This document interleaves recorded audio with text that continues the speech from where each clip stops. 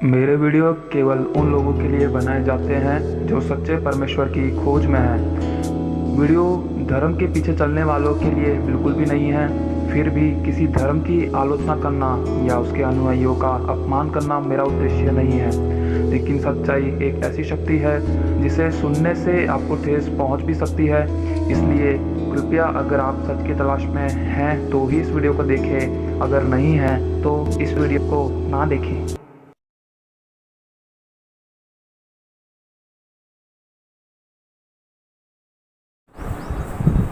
आप सबको सच्चा परमेश्वर शांति दे। कैसे हैं आप सब?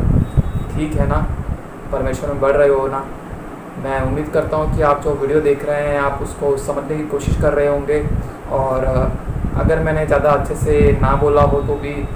कम से कम आप इतने तो समझदार हैं ही कि इशारों से समझ सके कि मैं कहना क्या चाह रहा हूँ। क्योंकि हर वीडियो में मैं आपको यही बताने की कोशिश कर रहा हूँ कि आप ज़्यादा से ज़्यादा परमेश्वर के करीब आइए, परमेश्वर को जानिए और उसको ढूंढने की कोशिश कीजिए। देखिए, जब मैंने कल जो वीडियो बनाया और उससे पहले जो वीडियो बनाया कि पश्चाताप करना और परमेश्वर के पास लौट आना और फिर एक मन होना, ये दो बातें तो बहुत ज़रूरी है। लेकिन परमेश्वर के करीब आने के लिए एक और जो बात ज़रूरी है वो ये कि पहले हमें उसका राज्य और उसका न्याय क्या है उसको ढूंढना बहुत ज़रूरी है। क्योंकि हम जिसके बारे में जानने की कोशिश कर रहे हैं, अगर हम उसी को नहीं जानते तो फिर अब तक शायद हम भटके हुए हैं, या फिर अभी भी हम दुनिया की उसी रीति रिवाज में फंसे हुए हैं और अभी तक इस संसार की चीज़ों में ही परमेश्वर को ढूंढने की कोशिश कर रहे हैं हम लोग। लेकिन परमेश्वर का जो असली स्वरूप है,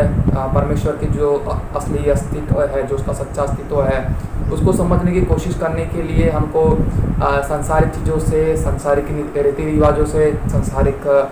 जो बंधन है उन चीज़ों को तोड़ के उनसे बाहर निकलने की ज़रूरत है। और तभी हम सच्चे परमेश्वर तक पहुंच पाएंगे। और इसलिए ज़रूरी है कि हम सबसे पहले उसके राज्य की और उसकी धार्मिकता की खोज करें। और इस धार्मिकता को और इस राज्य को हम कैसे खोज सकते हैं, उसके न्याय को हम कैसे खोज सकते हैं, कैसे समझ सकते हैं, इस बात के लिए तो केवल जैसा मैंने आपसे हमेशा कहा कि आपको मैं जब भी परमेश्वर को ढूंढने के लिए कहूँगा तो आप भविष्य की बातें मत सोचना, या फिर वर्तमान में प्रेजेंट की बातें मत सोचना कि अभी क्या हो सकता है।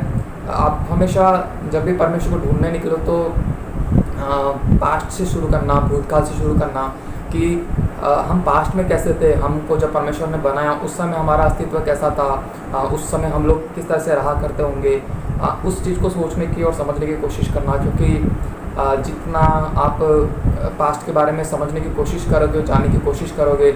उतना आपको समझ में आएगा कि परमेश्वर क्या चाहता है हमसे और परमेश्वर हमें किस रूप में बनाया था और आज हम किस हालातों में हैं, हम किस रूप में बन चुके हैं, क्यों आज हमारे बीच में ये हालात पैदा हुए हैं कि हम लोग एक दूसरे से अलग हैं, हम लोग एक दूसरे से धर्म के नाम पे, जातिवाद के नाम पे भेदभाव रखते हैं, और क्यों हमारे मनों में एक दूसरे के प्रति इतनी सारी ईर्ष्या है,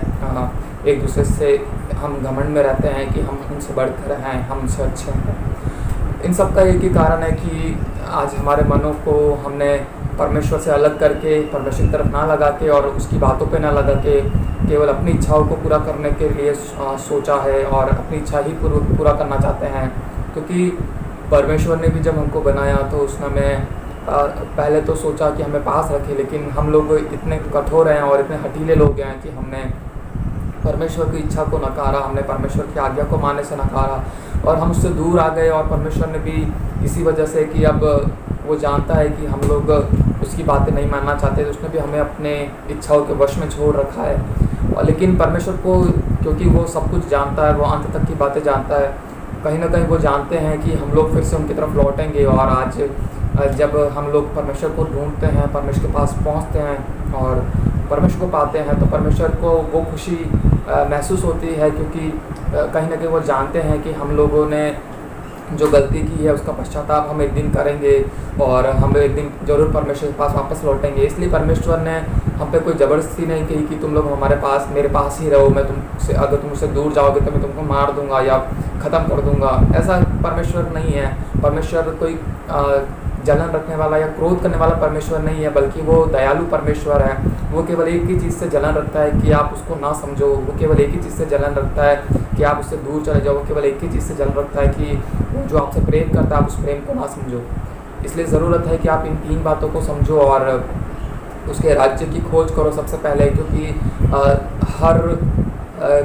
जब भी आप हर राजा के बारे में या किसी भी राजा के बारे में ना, जैसे कि मैंने आपको कहा कि परमेश्वर के बारे में जानने के लिए हमको पास्ट की बातें जाननी ज़रूरी है, इतिहास की बातें जानना ज़रूरी है।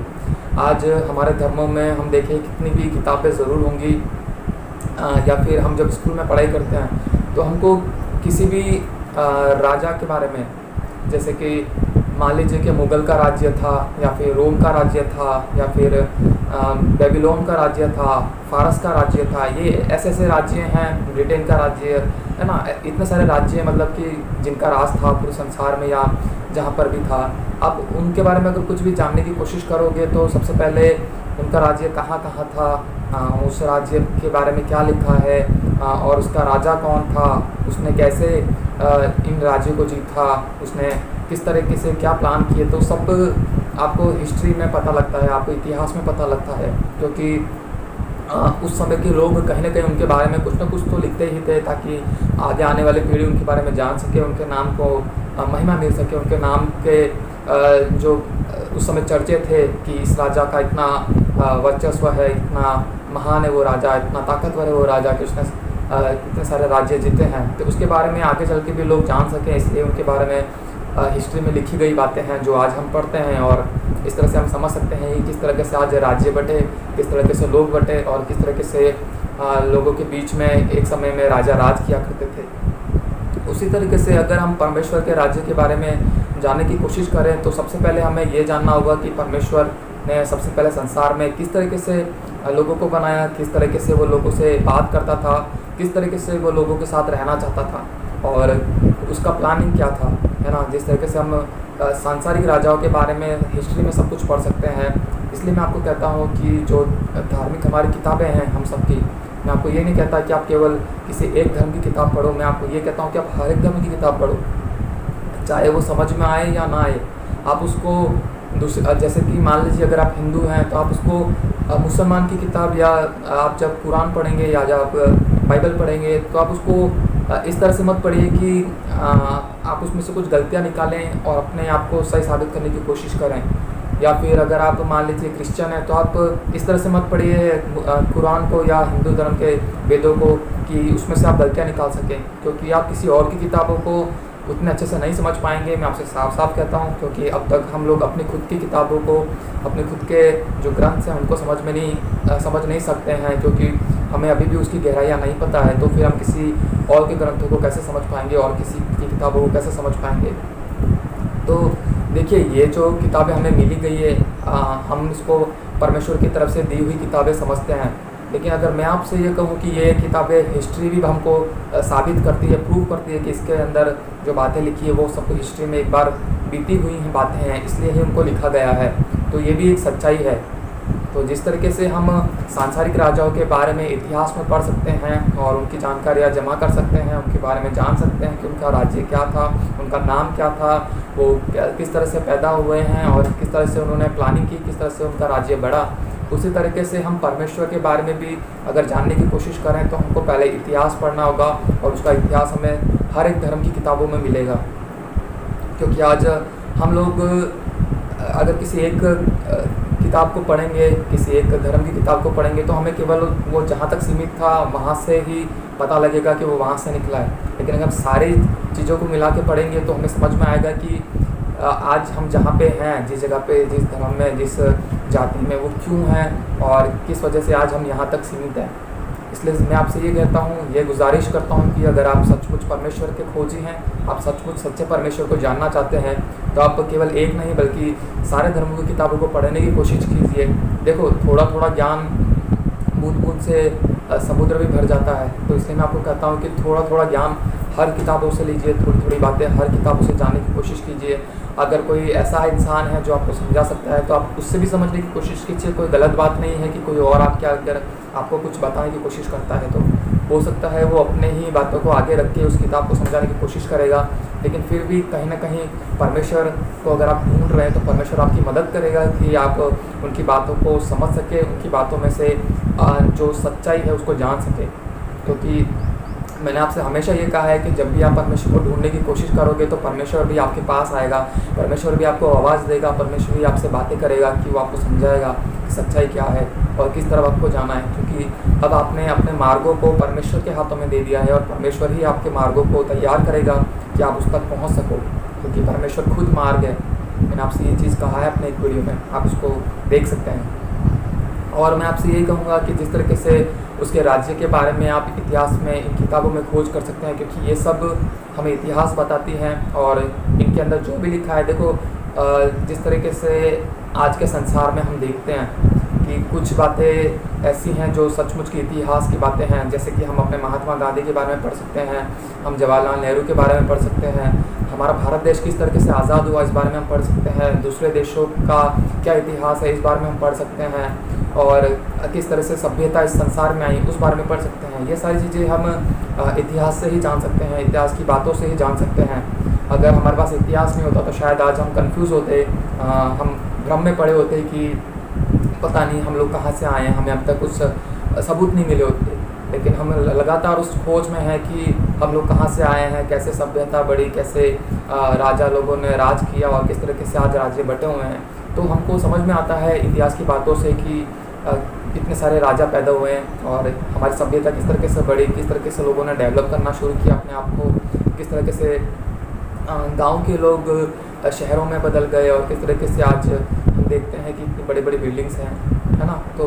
डेवलपमेंट कैसे आया इसके बारे में भी हमें इतिहास से ही पता लगता है कि इंसान ने किस तरीके से धीरे धीरे खोज करना शुरू किया। और इसलिए मैं आपको कहता हूँ कि अगर आप परमेश्वर के बारे में जानना चाहोगे तो सबसे पहले आपको उसके बारे में जो लिखी इतिहास की बातें हैं उसको समझने की कोशिश करो। लेकिन इसमें भी मैं आपको समझाने की कोशिश ये करूँगा कि देखिए इतिहास में कुछ बातें ऐसी हैं कि जो सचमुच राजाओं ने राज किया, और हम बहुत से राजाओं को हम, है ना, हम कभी भी केवल एक ही राजा के बारे में नहीं पढ़ते हैं बल्कि हमें सारे राजाओं के बारे में ज्ञान दिया जाता है। इसलिए मैं आपको ये भी कहता हूँ कि सारे धर्मों की किताबें पढ़ो। और ये भी कहना चाहता हूँ कि देखो कुछ सचमुच के राजा हैं और कुछ कहानियाँ बनाई गई है ना। जैसे कि मैं ये नहीं कह रहा कि इतिहास के राजाओं की कहानी है, लेकिन कुछ कुछ ऐसी कहानियाँ जिसमें हम फ़र्क कर सकते हैं कि हाँ ये केवल एक कहानी है, इसमें सच्चाई नहीं है, ये केवल हमको इम्प्रेस करने के लिए, हमको कुछ ज्ञान देने के लिए केवल एक कहानी बनाई गई है किसी राजा की, रानी की बात लेके या उसके बच्चे की बात लेके, है ना। उसी तरीके से जैसे कि आज हमारे संसार में कुछ बातें सच है, जैसे महात्मा गांधी सच्चे थे क्योंकि वो सचमुच इस संसार में थे, एक व्यक्ति थे। और जवाहरलाल नेहरू थे। आज के हमारे जो नरेंद्र मोदी जी हैं, अगर आज से 500-600 साल बाद उनकी बातें किया जाए तो वो भी एक सच्चे व्यक्ति थे, क्योंकि आज हम उनको देख पा रहे हैं। हमने जितनी बातें उनके बारे में लिखी है, जानी है, उससे आने वाली पीढ़ी उनको जान पाएगी। उसी तरीके से हमारे जो धर्मों में परमेश्वर के बारे में बातें लिखी हैं, उनका जो इतिहास लिखा है, हमको सब अगर पढ़ेंगे तो हमें समझ में आएगा कि हमारा इतिहास किस तरीके से बना और उन समय जिस समय हम लोग परमेश्वर के साथ थे उस समय क्या चल रहा था संसार में। इसलिए सबको पढ़ो और इन चीज़ों में फ़र्क करना भी सीखो कि जैसे कि नरेंद्र मोदी जी आज रियल हैं, लेकिन उन पर जो मूवी बनाई गई वो मूवी एक मूवी है जो एक सच्चे इंसान के ऊपर बनाई गई है। तो आप उस मूवी को देख के उस इंसान के बारे में तो जान सकते हो कि वो क्या है। लेकिन ऐसी बहुत सी मूवी भी होती है, जैसे कि साउथ की मूवी देख लो, आजकल हर कोई साउथ की मूवी का तो फ़ैन है, या फिर हमारे यहाँ पे जितनी भी लव स्टोरीज मूवी बनती है बॉलीवुड की, है ना, आप उसके अंदर देखो बहुत सी कहानियाँ केवल किसी और पे बायोग्राफी नहीं होती, किसी और पे बेस नहीं होती, बल्कि वो केवल एक फिक्शन होता है, अपने मन से बनाई हुई कहानियाँ होती है। तो इसलिए आप आज ये समझ सकते हो कि कहानियाँ क्या हैं और सच्चाई क्या है। जब नरेंद्र मोदी जी पे कोई मूवी बनाई जाती है या महेंद्र सिंह धोनी पे कोई मूवी बनाई गई है, तो आप उस पर समझ सकते हैं कि ये सचमुच का एक व्यक्ति है जिस पे मूवी बनाई गई है और उसके बारे में कुछ बताया गया है। लेकिन जब आप कोई लव स्टोरी देख रहे हैं और कह रहे हैं कि लव स्टोरी का एंड तो हमेशा अच्छा होता है, तो कई लोगों की लाइफ में तो आप समझ ही सकते हैं कि मैं क्या कहना चाह रहा हूँ कि उनका एंड क्या होता है वो खुद ही जानते हैं। तो इसलिए कुछ कहानियाँ केवल हमें अच्छाई दिखाने के लिए बनाई जाती है और कुछ कहानी सचमुच किसी इंसान पर बेस होती है, उसकी लाइफ पे बेस होती है, जो हमें समझाने के लिए बनाई जाती है, हमें मोटिवेट करने के लिए बनाई जाती है कि अगर वो इंसान ऐसा कर सकता है तो आप भी कर सकते हैं, उसकी लाइफ में ये है तो हम उससे कुछ सीख ले सकते हैं। इसी तरीके से मैं आपको ये कहना चाहूँगा कि हमारे धर्मों में जो किताबें हैं और उनको आप पढ़ें, उनको समझने की कोशिश करें और कुछ और अगर उनसे बाहर की कोई बातें हैं तो उनको भी समझें कि क्या कहानियाँ हो सकती हैं और क्या सच्चाइयाँ हो सकती हैं, कौन से राज्य के बारे में सच्चाई लिखी है, कौन से परमेश्वर के बारे में सच्चाई लिखी है, कौन से ईश्वर को केवल एक फिक्शन है, कौन सा ईश्वर केवल एक बनी बनाई बातों में, एक बनी बनाई कहानियों में था और आज उसका कोई अस्तित्व नहीं है और न पहले कोई उसका अस्तित्व था। इन बातों को समझने के लिए आप कोशिश करें और इनमें फ़र्क करने की भी कोशिश करें और जितना हो सके मैं आपसे ये कहूँगा कि इतिहास की बातों को जानने की कोशिश करें, क्योंकि जब आप इतिहास की बातों को जानोगे, आप इन बुक्स को पढ़ोगे, क्योंकि आपको हिस्ट्री बताती है, ये आपको इतिहास बताती है कि किस तरीके से लोगों ने परमेश्वर को बनाया, किस तरीके से लोग परमेश्वर के पास थे और किस तरीके से लोग परमेश्वर से दूर हुए, क्यों आज लोगों के बीच में इतने मतभेद हुए, क्यों लोगों के बीच में जातिवाद का ऊंच नीच है, क्यों लोगों में भेदभाव है ना, क्यों लोग एक दूसरे से जलन रखते हैं। हर एक बात आपको जवाब मिलता है, क्योंकि सारे लोग ये भी कहते हैं कि उनके धर्मों में हर एक बात का जवाब है। तो आप ज़रूर पढ़िए। मैं आपसे यही कहूँगा कि कोशिश करें कि आप सबसे पहले परमेश्वर के उस राज्य की खोज करें, क्योंकि जब भी आपको किसी राज्य के बारे में जानना होगा तो सबसे पहले आप उसके राज्य और उसके राजा के बारे में जानने की कोशिश करेंगे कि कौन सा राजा था जिसने इस राज्य को फैलाया। उसी तरीके से आज अगर हमें परमेश्वर के राज्य के बारे में जानना है, उसके राज्य के बारे में खोज करनी है, तो सबसे पहले हमें परमेश्वर के बारे में जानना होगा, क्योंकि वो राजाओं का राजा और प्रभुओं का प्रभु है। देखिए, परमेश्वर को हमेशा राजाओं को राजा और प्रभु का प्रभु भी इसलिए कहा जाता है क्योंकि इस संसार में चाहे जितने भी राजा होंगे, चाहे कितने भी प्रभु होंगे, प्रभु का मतलब होता है कि जो मालिक होते हैं, जो पर राज करते हैं, तो राजा और मालिक लोग कहीं ना कहीं परमेश्वर की तरफ से ही हम पर रखे गए हैं ताकि हम उनके अनुसार जीवन जिए। और अगर वो लोग हम पर कोई अत्याचार भी करते हैं तो उसको भी परमेश्वर अलाउ करता है, क्योंकि जब तक हम लोग अशांति में नहीं जीते तब तक हमें शांति का महत्व पता नहीं लगता, जब हम अंधकार में नहीं रहते तब तक हमें उजाले का महत्व पता नहीं लगता, और जब तक हम दुख में नहीं होते हमें सुख का महत्व पता नहीं लगता। इसलिए परमेश्वर हमारे जीवन में ये चीज़ भी अलाउ करता है कि हम लोग सचमुच परमेश्वर को, उस सुख को जो हमारे लिए परमेश्वर ने रखा है उसको समझ सके, उसके महत्व को समझ सके। और मैं आपसे ये कहूँगा कि जिस तरीके से आप परमेश्वर के राज्य की खोज करेंगे, उसके बाद में आपको ज़रूरत है कि आप लोग परमेश्वर के न्याय की भी खोज करें कि परमेश्वर किस तरह से न्याय करता है। देखो, आज संसार में बहुत सारे लोग हैं जो ये चीज़ को मानते हैं कि परमेश्वर है। बहुत से ऐसे लोग हैं जो सचमुच पूरे दिल से विश्वास भी करते हैं कि परमेश्वर है, लेकिन बहुत कम ऐसे लोग हैं जो सचमुच जानते हैं कि सच्चा परमेश्वर कौन है। तो उसका न्याय यही है कि जो परमेश्वर को मानते हैं वो नहीं, क्योंकि हे प्रभु करने वाले नहीं, लेकिन जो सचमुच उसके बच्चे हैं, जो सचमुच उसको जानते हैं, केवल वो ही बचाए जाएंगे, वही उसके साथ रह पाएंगे और वही उस तक पहुंच पाएंगे। तो इसलिए मैं आपसे ये कहता हूँ कि उसको मानने वाले नहीं बल्कि उसको जानने वाले बचाए जाएंगे। और अगर आप परमेश्वर को नहीं जानते हैं, आप परमेश्वर को अब तक नहीं जान पाए, केवल मान रहे हैं कि हाँ सचमुच इस संसार में कोई परमेश्वर है, लेकिन आपने सच्चे परमेश्वर को आज तक नहीं जाना है, तो यही आपके लिए न्याय है कि आप परमेश्वर को नहीं जाना और आप परमेश्वर से दूर हैं। और इसलिए आज भी आप मौत के हाथों में सौंपे गए और जीवन भर के लिए आप मौत के हाथों में सौंपे जाओगे, क्योंकि परमेश्वर ही हमारे लिए जीवन है। जैसा मैंने आपसे कहा कि सच्चाई वो है, मार्ग आपको वही दिखाएगा और जीवन भी आपको वही दे सकता है। अगर आप उससे दूर हैं, इसका मतलब ये है कि आपके साथ में कोई जीवन नहीं है, आप केवल और केवल मरे हुए हैं, आप मुर्दे हैं और आपके पास में कभी ज़िंदगी में आपके पास में कभी भी जीवन रह ही नहीं सकता, क्योंकि आपने परमेश्वर को खो दिया है, आपने परमेश्वर को जाना ही नहीं है। इसलिए मैं अपने इस वीडियो का अंत इस तरह से करूँगा आज आपके साथ ये कह के कि सबसे पहले परमेश्वर के राज्य की, उसके न्याय की खोज करें, क्योंकि अगर आप उसके न्याय की, उसके राज्य की खोज करेंगे तो परमेश्वर आप तक ज़रूर पहुँचेगा और परमेश्वर को आप पा पाएंगे, क्योंकि परमेश्वर आपका वेट कर रहा है कि आप उसके राज्य की खोज करें, आप परमेश्वर के न्याय की खोज करें और आप परमेश्वर को समझने की कोशिश करें। जैसे ही आपने एक कदम बढ़ाया, परमेश्वर आप तक दौड़ा चलाएगा। इस बात पर विश्वास रखिए। परमेश्वर इन सारी बातों के साथ में आप सबको आशीष दे। परमेश्वर आपके मन की आंखों को ज्योतिर्मय करे कि आप उसको समझ सकें और उसके राज्य की और उसके न्याय की खोज कर सकें। परमेश्वर आप सबको आशीष दे। धन्यवाद।